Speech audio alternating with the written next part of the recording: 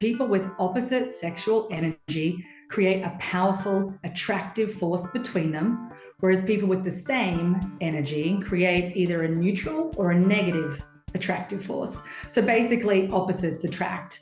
And the further apart we are in our energy, then the greater the attraction between us. This is episode number 533 with Gillian Harper, the importance of polarity in relationships. I love this topic so much because a lot of people misunderstand what polarity means. People are out there looking for their clones. Oh, I want somebody just like me. And actually, that's not a good idea. So we're going to discuss why that is and what polarity means in just a minute. But before I bring Gillian on, I just want to say hi and welcome back to Last First Date Radio, where we believe it is never too late to go on your last first date and to support you on your journey to lasting love, whether you're single or even in a relationship. I wrote a book and it's called Becoming a Woman of Value: How to Thrive in Life and Love. And it's really about building your core confidence in three key areas: show up, stand up, speak up. If you want to know more, get the book, and it's available on Amazon for a Kindle or paperback. And every week I bring you a tip from the book.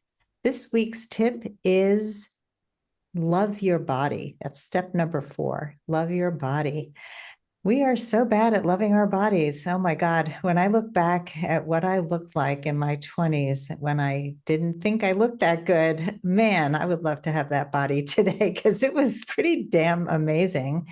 And I think we just don't appreciate what we have when we have it. We have so many societal standards that are just so unrealistic for what bodies should look like, especially as women.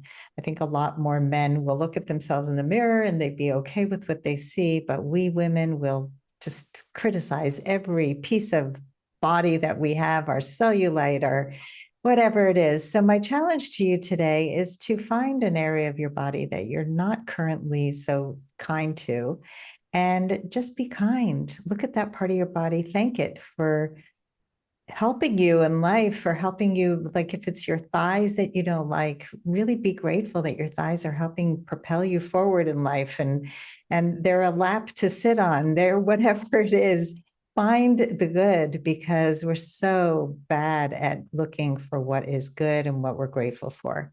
And before I bring Gillian on, I just want to encourage anybody who's not yet a member of my wonderful Facebook group, Your Last First Date, to join us there. It is a place of growth, of personal growth. It's unlike any other group that is out there for women who are looking to find their last first date. So join us over there at Your Last First Date. And now for my guest, Gillian Harper. She is an author, a speaker, a coach, and an entrepreneur. And she knows that the boundaries that divide our careers and our home life are often blurred. She discovered what she was looking for, the little-known law of polarity, that brought her life back from the brink. She has made it her mission to share her insights, and she continues to work helping other people. Welcome to the podcast, Gillian. Hi, Sandy. Thanks for having me. I'm so excited to be here. Well, I'm excited to have you and to talk about this fabulous topic. So for anybody who does not know what polarity is when it comes to relationships, not just magnets, tell us, what is the law of polarity? Yeah, so according to the law of polarity, which is one of those natural laws out there, no different than the law of attraction or a lot of the other ones that we're very, very familiar with, the law of polarity is kind of one of the lesser known cousins that we don't hear that much about. But according to it, it basically says that people with opposite sexual energy create a powerful, attractive force between them, whereas people with the same energy create either a neutral or a negative attractive force. So basically, opposites attract. And the further apart we are in our energy, then the greater the attraction between us. And so the law of polarity, traditionally, you will hear it used in a sense of the masculine energy and the feminine energy. But that causes some challenges. So you'll hear me today talk about it in the dragon energy and the tiger energy. So the dragon being that yang energy, our doing energy, our achieving energy, that part of us that craves freedom and release. And then we have our yin energy, our tiger energy, which is also known as that feminine energy, which is craving love and to be seen and love and wanting to really be connected.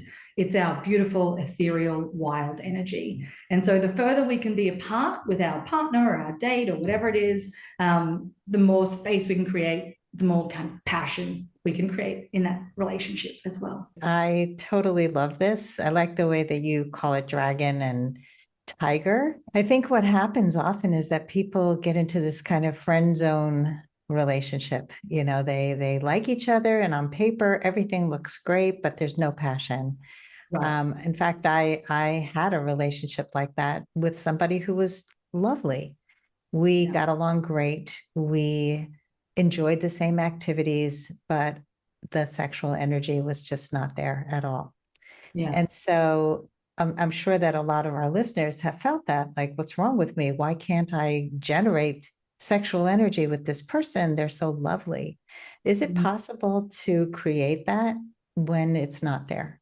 Yeah, it is. And I think, also sort of circling back to what you're saying there about the things in common, they're so important too, right? So much of our relationship is that companionship, and it's those things in common that really hold us together. Our common values, our common interests, those things are really, really important. They're also the things that build just that friendship. But we need more than just that. We need the passion too. And so that's where it's the places where we're different that create the passion. So it's finding that balance to try and have a little bit of both. And so whether you're in a new relationship or have been in a really long-term relationship, there are plenty of places where you sort of start to get so similar. And the pandemic was one, right? We spend so much time, if you're in a relationship or dating, we sort of spend a lot of time with our partners, and we end up rubbing up against each other like magnets. And we become so similar in our energies from doing so much together that we lose that powerful attraction we once maybe had. Sometimes you get that spark right at the very beginning. First date, you can feel it. It's wild, but it doesn't always start like that. Sometimes you start as friends, but there are certainly ways that you can push apart. So understanding where your dominant energy is, and I use that term a lot in my book, it's this idea that all of us really do have one energy that we are more comfortable in than the other. So according to Taoism, it's like 70-30. It's the yin yang symbol, right? We all have sort of a lot of one energy, but a little bit of the other. And if we didn't have it, we wouldn't be balanced. If you're all in that dragon energy, all doing, you'd be very abrasive. It's kind of a lot of those terms you hear, like toxic masculinity, come from a lack of balance. And then again, if you're all in your feminine energy or your yin and your tiger energy, you'd be all wild, untethered.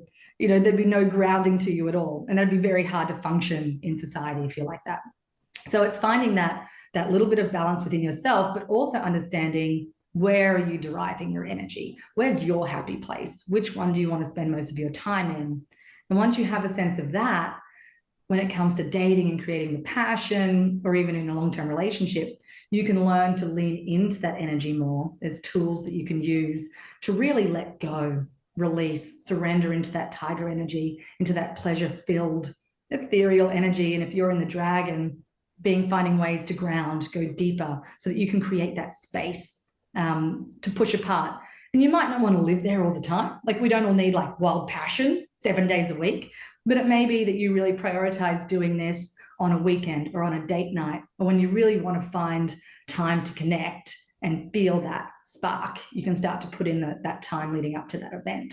And then, go back to being friends, compassion, being companions in life. So it sounds like if there already was a spark and it got lost, it might be easier to really tap back into your energy and kind of amp it up.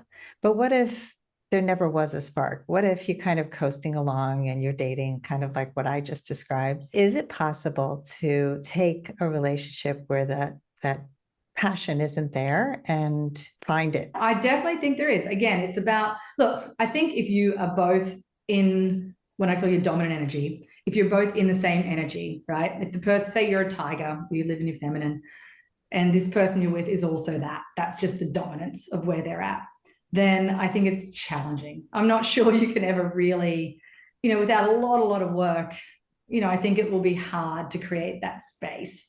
But we do tend to be naturally attracted to our polar opposite in the first place. So it is better just to put that person down as a friend, because I think long term it'll be a lot of work. Now, maybe it's worth it. Maybe this is a relationship that you really like, you enjoy their company so much that you think, yeah, maybe I can soften into a different space. Maybe in order to get the spark, I'm actually going to go into my opposite energy. I'm going to push deeper into a dragon and lead here to try and create some of that sizzle.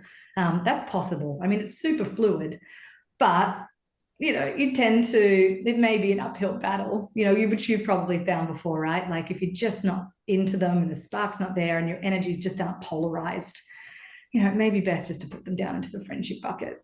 I mean, Yeah. it happens sometimes, right? Yeah. It's interesting. I don't know if you've ever watched the show Love is Blind on Netflix. Yes. Yeah. So it's fascinating as a person who's a dating and relationship expert to look at these relationships as they develop when they can't see each other, and then what happens when they actually do see each other. And what I'm finding is that a lot of people say, oh, this is a person that has everything that I always needed, but I wasn't aware because I was always tripped up on looks or, something that was happening in the rest of their lives and why they couldn't find love. And so they're falling in love after a week and they haven't seen each other. And then they get together. And the truth is, they go right back to their old patterns, most of them. They're back to finding attraction in a person who doesn't have the depth that they say that they need. What do you make of all that? Because I find it fascinating to be a fly on the wall. Yeah, it's interesting, isn't it? And it's sort of like no different than I was watching a movie on the weekend on Netflix. There was an online dating one, where they turned up and they'd been catfished and the photo was different. And then they see them, and of course, they go through the journey and find out at the end that was who they were after in all the time, because the looks didn't matter. I think if you're energetically feeling it, if you're in that space, if you have that polarity, like if you're really craving that depth of the dragon energy, which is that sort of grounded energy to hold you and all your wildness, and that's what you're really looking for, and you do meet someone that has that, I do think we can definitely go past the looks. Very much so. I mean, there's just as many examples of that, of people who get lost in what they're seeing. I think there's plenty of people that look past it and see the energy beneath, and then all of the other commonalities that they have as well. I think it's part of just staying present, keeping that consciousness going deeper, and reminding yourself how you want to feel. What does this relationship feel like? And looking for those things that you want to celebrate. So much of it is how much we frame it. And, sometimes, I will just on my mood, I'm with my husband now, and we almost didn't make it, and we had to start dating again. And some days I will look at him and just feel repulsion. I'll look at him, I can't see past anything. All I can see is crooked bottom teeth, hairy nipples. He smells a bit weird today. Ugh, do not come near me, and that's just so energetic, because the same human being on a different day, when he has done something to support my heart and has done something to feed my energy, I will just look at him and think, my God, I'm so lucky. How did I have this human being? How do I devour him? How do I? So, it is, I find it interesting. And I think a lot of it says more about where we're at on a given day, going back to that space of, why did I feel like that? What was I paying attention to? And I think there's just so much power if we're present. But also they've got to bring it. A lot of times it'll be Peter hasn't brought the right energy to me, and I'm craving something in that day and in that moment, and he's doing something also that maybe it's not me. He's repulsing me in the way he's behaving. So seeing that and going, oh God, he's doing that thing, and that doesn't make me feel safe, and that makes me feel unattracted to him. And being able to have that conversation with him, which we do now. Like I can say, hey, you're really in your tiger. I'm in my tiger. I'm not feeling it. I'm going to need you to go deeper. Like if you want this date night to be successful tonight, I need something different from you today. And we can actually talk about it now, which is really kind of healthy. It's not easy, but like it takes a lot of work, right? Do you have you had similar experiences? Do you know what I mean? Like it's a different day, a different energy, and a Oh, different, yeah. Yeah, I think when you're talking, I'm thinking about even when a person falls in love and they're looking at somebody with rose-colored glasses, and that person can do no wrong. And then the first time they do feel that the energy shifts, this person is no longer as attractive. You find all the faults and you're suddenly turned off and you think it's over. And I think it's really being able to get back to that level, not having those extremes of, oh my God, this person can do no wrong or this person can do no right.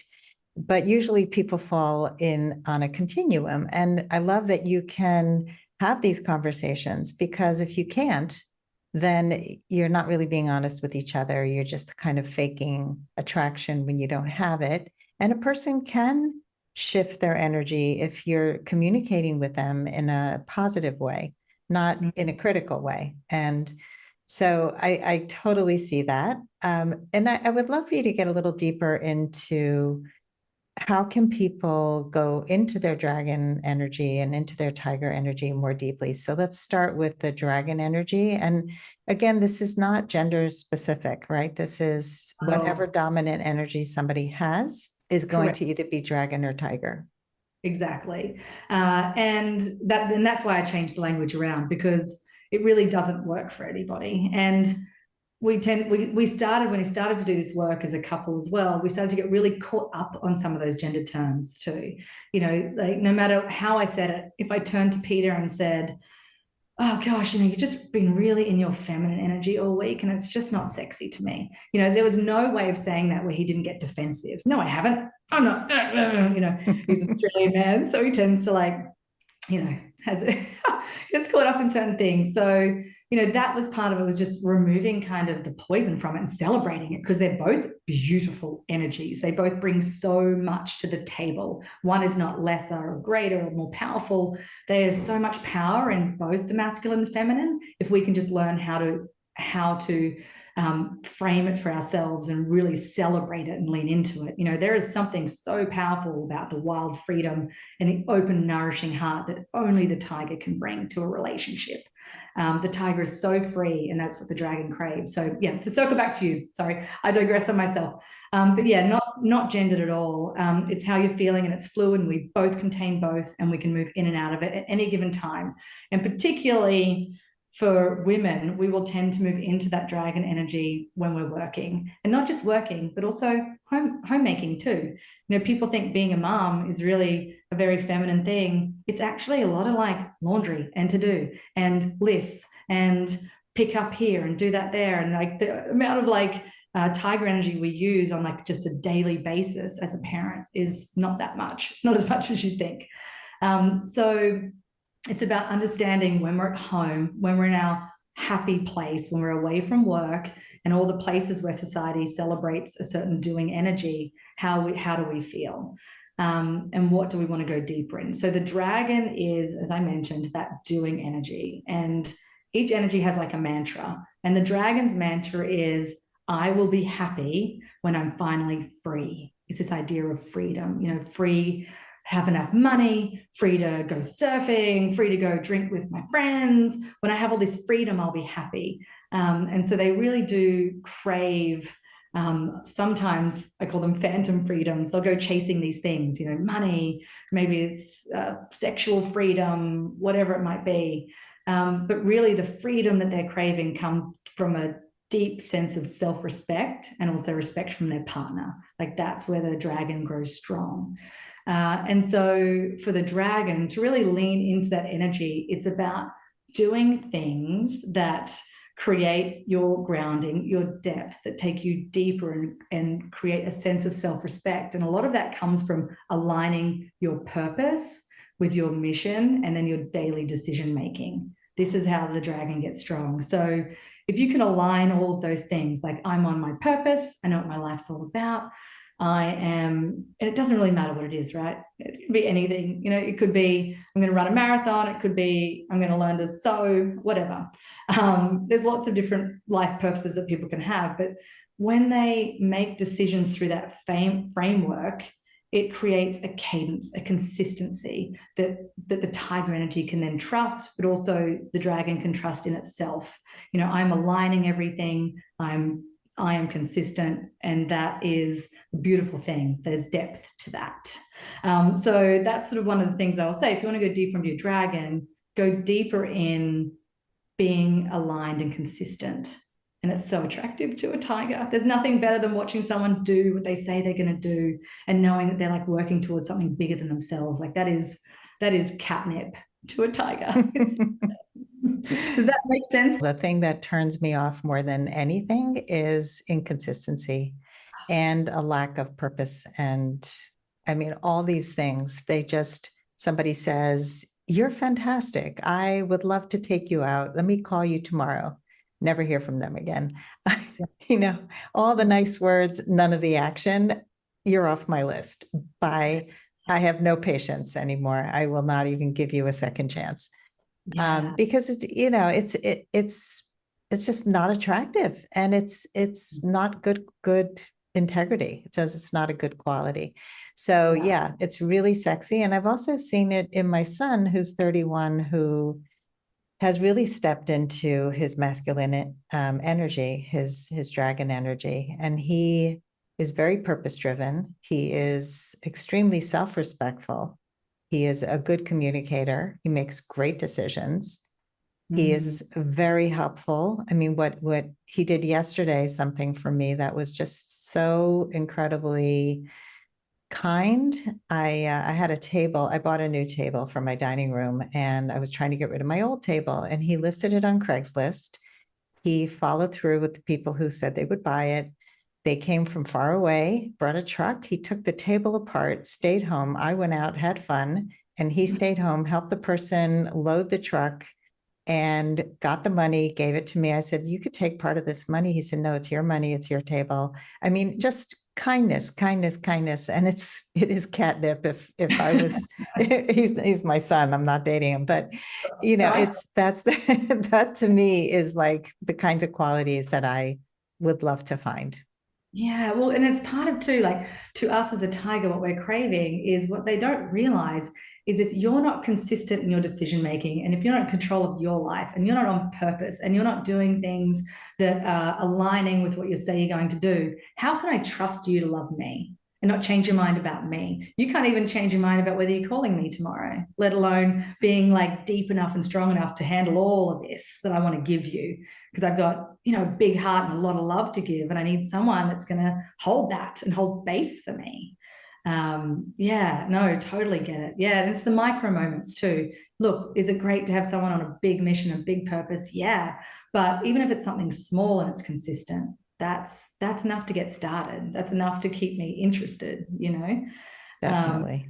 And then on the flip side, we have this tiger energy, which is our wild, already free, where the dragon craves freedom. The tiger is freedom. It's untethered. It is the piece of us. Our mantra is, I will be happy when I am truly, deeply loved and seen, as well as, or I have someone to truly see. I want to see all of you and love all of you and give all this love to you. So the tiger will sort of run around doing a lot of things to be seen and loved. Some of them similar to the faux freedoms the dragon chases, some of them are real. It's like, love me for what I look like, love me for my causes, love me for my self-sacrifice, look at all these things I'm doing, see me, love me. When really what we need to be doing, and to go deeper into our tiger, is realizing the love already available to us, the self-love, and being able to grow strong through letting go, surrendering our decision making, going deeper into that freedom. I think you called it lean out in your book. Yeah. Letting go and finding that place of surrender where we can also find our pleasure. So it's through that pleasure that we learn to become deeper as a tiger, and really realize that it's our open heart. And how many times have we heard, "Oh, I just want you to be happy," There's real truth in that. There's nothing that the dragon craves more than our open heart and our body full of our own pleasure. And I don't just mean sexual pleasure, but that is a piece of it. It's also just pleasure in the daily experiences, finding the joy in life and bringing that to the table. And instead of always having to do and be and achieve as well. That's a part of who we are. But to go deep into that tiger, we've got to learn to let go and be a little free, live in that freedom that we all have within us, even though we've learned to close up over the years. Every time someone doesn't follow through, someone doesn't feel safe, we pull back a little bit more and a little bit more. But it's finding a way to let go, and also letting us be loved and to be led as well. Yeah, it's almost like let go to let love in. Right. Because we tend to guard. I mean, that's what my whole TED Talk was about, the guards that I put up to become a Tootsie Pop, which is the hard coating around the mushy inside. And that was the lesson. Those were the lessons I took from heartache, were guard your heart more, guard your heart more. And eventually just becoming this shielded, armored woman who attracted somebody with a lot of the tiger energy, which was not the right energy for me. Right. And it can be fun. Hey, if you lean into that dragon and you're in that place for a while, there's a place for that, but if in your ordinary course, you're more of a tiger, then yeah, but you're right. You'll find is if you are in that Tootsie Roll energy, if you're putting out that to the universe, if you're in the doing, being, achieving, which by the way, I was, when I first started dating my husband, that was me. In my 20s, I was career focused, achieving. I knew what I wanted to do with my life, decision making, all that stuff. And that served me. That was the energy I was in. A lot of it was due to some trauma, big T, little t, all of it, where I shut down my emotions, and it was easier doing than feeling in my 20s. And so that was what I did. And as a result, I started dating Peter, who was this tiger. He had no purpose. He was this super sexy, wild free surfer, festival going, let's party, and I just loved that. And he loved my groundedness. I was an anchor for him where he could follow. But as we grew, we changed. And as he found his dragon and I stayed in mine, we became abrasive. And that was really what led to, us ending that marriage. We started again, but we had to end that relationship because that didn't work with us in the same energy.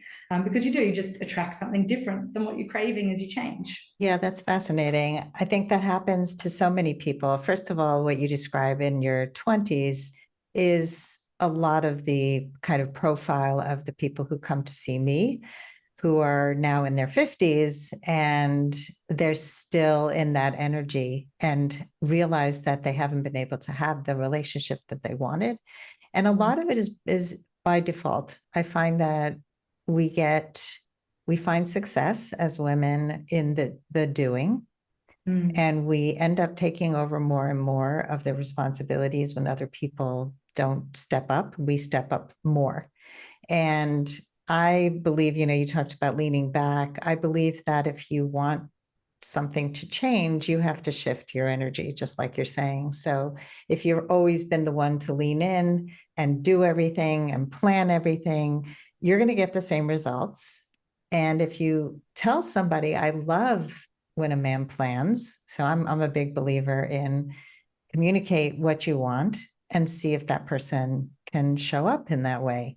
Because they don't know, right? They have no idea that we love that because we've always done that, right? So that's what I've seen over and over, both in myself and in the women that come to me for support, is that we end up in these roles really by default, and it's not necessarily our natural tendency, and it's not our natural energy. And it sounds like that's kind of what got revealed over time with you, is that you started to step back a little bit and step more into that warmer, more free, wilder part of you that had been maybe suppressed. Yeah, absolutely. It was definitely, and I was just burnt out. I was exhausted from living in an energy that wasn't my natural state. And I lived in that energy because I thought I had to. I was also a workaholic, an executive, I was working 80 hours a week and in that doing energy, so that was comfortable and safe. But then when I got home, I wasn't happy. I knew I wanted something different from our relationship, but I also didn't give Peter an opportunity to show me that he could be that. I had played tapes about who he was and what he was about, but I didn't let myself see that he had evolved too. Like over those years, he built this successful business. He, had it well within him to be the dragon. He wanted to be the dragon, but I didn't allow space for that. I just kept stepping in and doing more. And it was not giving me what I needed. What I also did, which was a big mistake, is I ended up having other relationships, not sexual relationships, but other relationships in particularly my workplaces where I would have these big dragon energy mentors and business partners, so that when I was with them, because there's a few different ways we can either soften into our tiger or we can be out dragoned by a deeper dragon, and I think that's what a lot of ends up happening with a lot of women is we end up wanting to date someone that's just, okay, I'm not going to shift, I'm going to find someone even deep, more dragon than me. And that sometimes looks like, challenging personalities because they're also a little unbalanced, as you start to get really deep dragon energy, which is a whole other set of challenges that we can talk about maybe on another day. But I did so what I found is I found these other relationships outside my marriage that allowed me to soften more, feel safer because they were so strong. But then when I went home, even though Peter was in his dragon, he looked like dragon light compared to these other men who were like really, deep. So it's interesting the way it plays out. But then also a few things happened. I had my children. That took off a layer of my dragon scales. I started to feel more, to lean into my nurturing side a little bit more. But then every time I would sort of soften, I had to let go of a lot of armor that was protecting me, and learn to feel it all, because it had been I thought I was safe there. I'd sort of built an enclosure for myself. If I'm in here and I don't feel too much and don't soften too much, but it wasn't serving me. It was just caging me, and the more I let go, the more I allowed that softer side of me, the happier I became, the more energy I had. And the more I realized that, I'd been really depriving myself of this part of my happiness for so long for no real reason other than I'd trained myself to do that. And, but, there's a lot of judgment. I judged women that were a little softer. I judged women who lived in their tiger. There's a lot of, we do some weird things as women to each other. I'd been like, oh gosh, I'm not going to be like that. I'm not going to be one of those women. And I had to let all that go and go, no, just be happy. What does it matter? This is my journey. I don't know if that sounds familiar to you, but oh my God. I'm like thinking of a million different things as you're talking.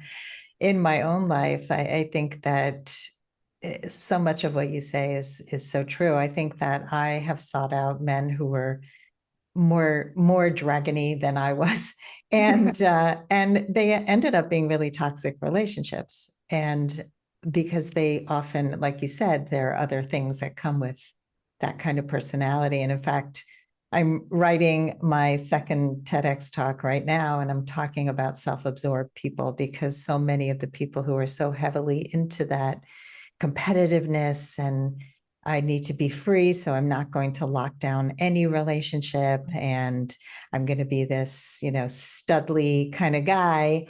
These people were the people that I dated were very jealous of my success. They were really insecure. It was all a facade. They really weren't so dragony. They looked like that because they walked around strutting. And really what I'm looking for is a partner, is somebody who I'm going to be able to lean on for advice, for support, which it can be hard to find if you're never really allowing it in.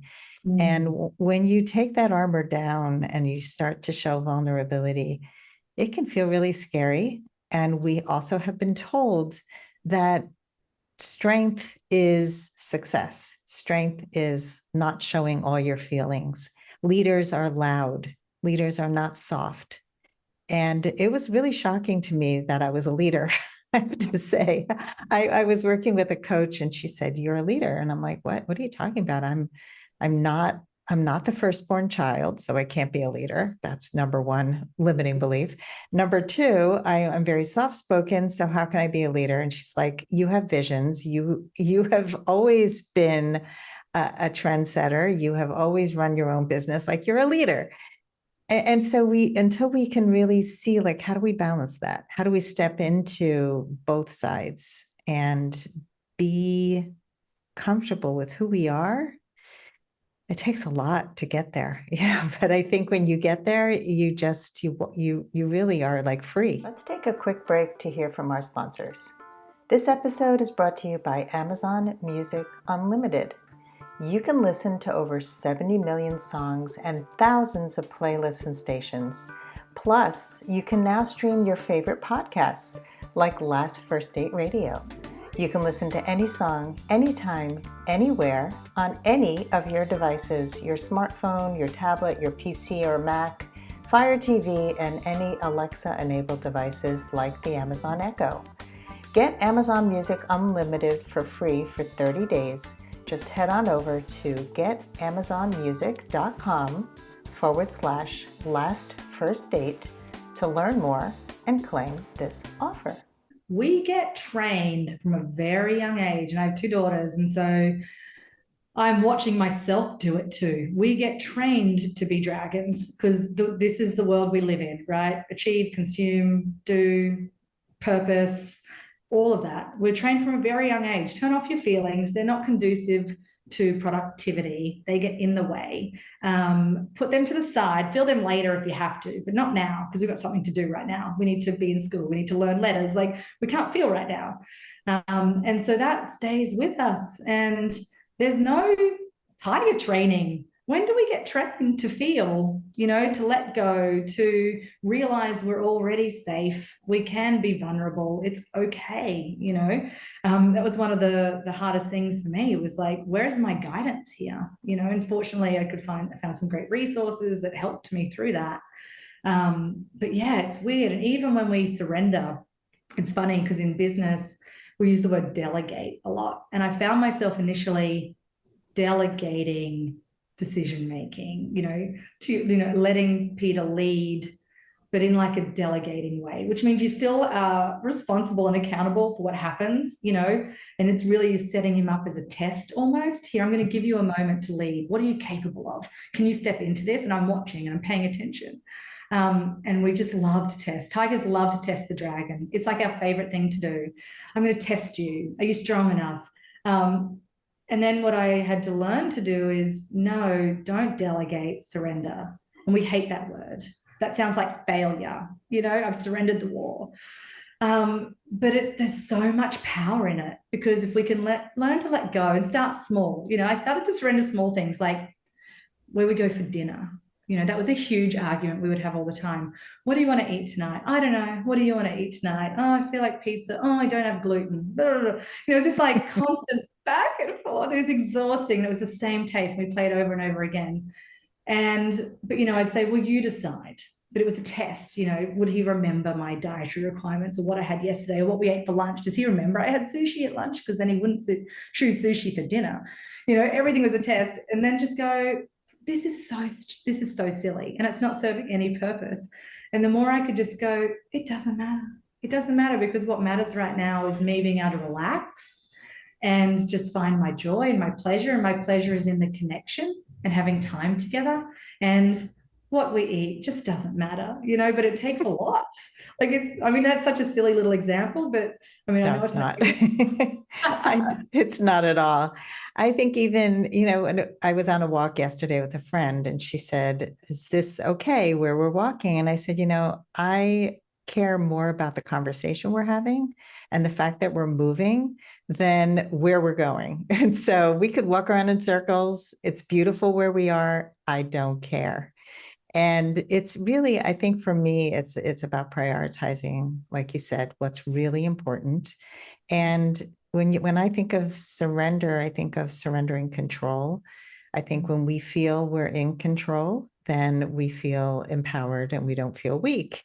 And when we can surrender control, it's relaxing, it's freeing. It's like I'm feeling it in my body now, just even saying it. I literally say the word surrender now, and like I take a breath, and my whole nervous system relaxes. I'm like, oh yeah, I'm holding on to so much in the moment, and I don't even realize it. You Yeah. know? Yeah. Yeah, so much is just it's not even going to be remembered in a day. Like so much of what we hold on to as so important in the moment. Even with our children, I think about some of what you're saying in application to children, and raising children who are competent adults has a lot to do with letting go and not trying to control the outcome. And really, I have 3 kids and they're all grown, and I have some grandkids now, and I'm trying to really create a beautiful experience with them and really tune into their feelings, especially my granddaughters, who are just such beautiful little beings, and they're just developing all of these parts of themselves. But when we can allow our children to have the skills that they need and then figure it out for themselves, like take chances, fall down, feel what it feels like to not get it perfect, whatever we consider perfect, being able to see what is really important in life and also hold them accountable, and I think that those things apply in our romantic relationships, in our work relationships, in all of our relationships. Absolutely. I had to learn it too, even with my extended family, with my parents, and in the workplace, the same thing. Just being able to celebrate where you're energized and not contort yourself into a space. So much of the time we walk back into an old familiar environment and we just regress. All this work gets undone, and it's being conscious enough to go, no, this is my happy place. This is my priority, and bringing that into all those places in our life. Yeah, to your point, not just in our romantic relationships, but it's that mindfulness and being conscious enough to pay attention. And, I think the great thing is just having these conversations, your listeners just thinking about it, that's half the work. Just even asking the question, you're halfway there. That's the Yeah. great. It doesn't have to be as hard as we make things very complicated for ourselves, particularly anyone in that tiger energy. And that is a lot of women tend to be in that space, but we complicate everything. We complicate our pleasure. Like I'll say to people, I'll have clients and I'll say, talk to me about what brings you pleasure, what brings you happiness. And they'll be like, well, I'll be happy when, well, I've got these 3 projects, and oh, my closets need to be cleaned out, and my wardrobe needs an upgrade, and I've got to do these things. And, I'll be happy when I finally finish that French course, and you go, oh gosh, why are we complicating everything? Can you Right. just be happy with a cup of coffee, and the smell of it? Isn't that enough? It Uh, really is when we break it down and just having these conversations. It's so powerful. I think we collectively can make a big impact, in the world, just to, yeah, I different. agree. I agree. I mean, my greatest pleasure in the morning when I wake up is that my coffee is automatically made for me, and I smell it before I get out of bed. I make it and I sit down on the couch and just luxuriate in that first cup of coffee. And I was talking to somebody the other day. We went out to lunch and the food was really just delicious. It was simple and delicious. And she said, this was probably the most delicious thing I've eaten in a long time. I don't eat delicious food most of the time. And I said, why? And she said, because I'm afraid I won't stop eating. So I don't eat delicious food. And I was just thinking about what torture that must be, because I don't want to eat anything that's not delicious. I just want to have pleasure in conversations, in my friendships, in the things that I do, and the things that I see, all the choices. I mean, we really can increase the pleasure that we feel, the joy that we have. It's so much of an inside job, and not to feel that we are prisoners in our lives, that we have to abide by certain rules of engagement and So Gillian, this is just, we could go on and on. I mean, I love this conversation. I hope that our listeners are getting some ideas and thoughts in their heads about which energy they are more dominant in, and if they want to increase one of the energies, the dragon or the tiger, and how to go deeper. I would love to know what your final words of advice are for anybody who wants to go on their last first date. I think the great place to start is just doing your own personal work first before you even go on the date. Take that time to think about what you're craving, where your energy is, what is your dominance 70% of the time, right? In your happy place at home, what are you craving? Think about, are you craving connection? Are you seeking out love? Is that something that's your top priority? Or are you in that dragon space? Are you craving freedom and release and purpose and respect? And then honor that, be true to that, lean into that, perhaps on that first date as you go into it. And if you are in the tiger energy, practice it. When you do go on the date, go, I'm gonna surrender this date. I want you to do everything for me. It's going to be uncomfortable at first, but let them order your meal. Just let go and just enjoy yourself and be there for the connection. And then again, if you're the dragon, try practice leading, practice making decisions, no matter how small. But I think whatever it is, and we've talked about a lot today, but the main thing is just take the time to think about it and be conscious. And if you can be much clearer about what you are craving and what's going to bring you happiness and passion, and bring that with you, I think that as I said, you're halfway there. If you can bring that to the table, and just keep working on it. I love that. The level of consciousness and awareness is so connected to the success you have out there in the world, whether it's dating or improving the relationship you already have. This is such important work. Gillian, tell us where people can find you. Absolutely. Yes, please. So on my website, I have a book that I have just released called Feed the Tiger, Free the Dragon. And if this is right up your alley, what you've been talking about today, that's what the book's about. It's really my journey through this topic and some great tools in there. So you can get a copy on Amazon or anywhere where books are sold. My website is gillianharper.co. And you can also find me on social media, _Gillian_Harper. Awesome. So that's on Twitter and Instagram at those two, the same handle. And on Facebook, you're at Gillian Harper Author, correct? Thank you. Yep, perfect. Thank okay. You. I'm glad you said it with an American accent, because I say Harper and people don't know what I'm saying. So Harper. Right, they're thinking it's Hopper. It's Harper. And Gillian is with a G, not a J, just because you can't see, you can only hear the way she's spelling her name. Thank you so much, Gillian. I've really enjoyed this conversation, and I appreciate the work that you're doing in the world. Likewise, thank you. And thanks everybody for listening. If you love our show, please rate, review, subscribe, hit the follow button on Apple Podcasts. It all helps our show continue to grow and reach more people. And as always, here's to your last first date.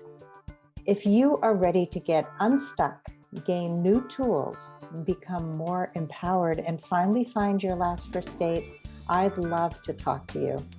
Fill out an application to be considered for a complimentary half-hour love breakthrough session at lastfirstdate.com/application.